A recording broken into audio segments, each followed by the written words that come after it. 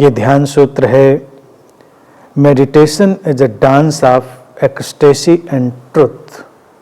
ध्यान सत्य और आनंद का एक नृत्य है। ट्रुथ एंड एक्सटेसी, सत्य और आनंद। एक्सटेसी एक गहरा जो ज्वाय है, गहरी प्रसन्नता है, उसको कहते हैं। अब सत्य और आनंद एक साथ चलते हैं, ट्रुथ और एक्सटेसी एक साथ चलते हैं। और कई बार तो यह है कि ट्रुथ की पहचान क्या है। जो ट्रुथ एक्सटेसी में ले जाए, जो सत्य आनंद में ले जाए, वही वास्तविक रूप में सत्य है।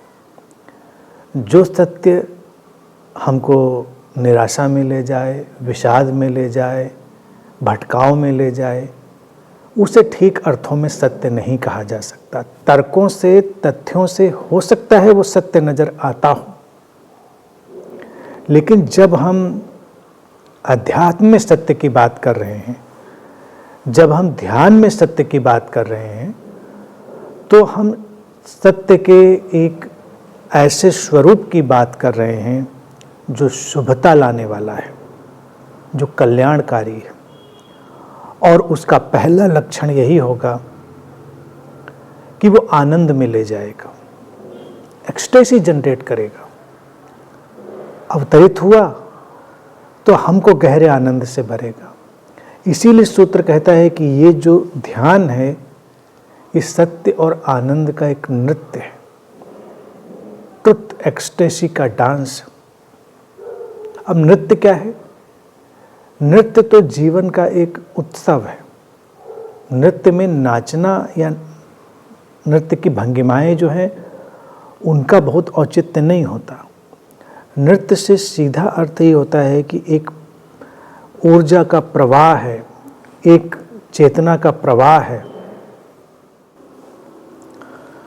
और ये जो प्रवाह है यही हमको उत्सव में बनाता है। आनंद का जो अभिव्यक्त होने का ढंग है वो नृत्य का है। नृत्य एक अवस्था है, क्रिया नहीं है। जब हमारे रोम रोम से पुलक फूट रही होती है, हमारे रोम रोम में आशा का संचार हो रहा होता है, हम एक गहरे ठहराव में होते हैं, तो वो उत्सव की ही दशा होती है। तो ध्यान में जब जाएंगे और ध्यान हमारे लिए सत्य को प्रकट करेगा, तो सत्य के प्रकट होने में आनंद स्वाभाविक रूप से घटेगा। वो आनंद ही हमको ये पहचान देगा कि सत्य घटा है। और जब दोनों का एक संगम है, सत्य और आनंद का, तो पूरा जीवन नृत्य में और उत्सवपूर्ण बनेगा, पुलक से, आशा से भरेगा। और जब ऐसा हो तो कोई भी सीकर बहुत सहजता से समझ सकता है कि सचमुच में ध्यान घटा है।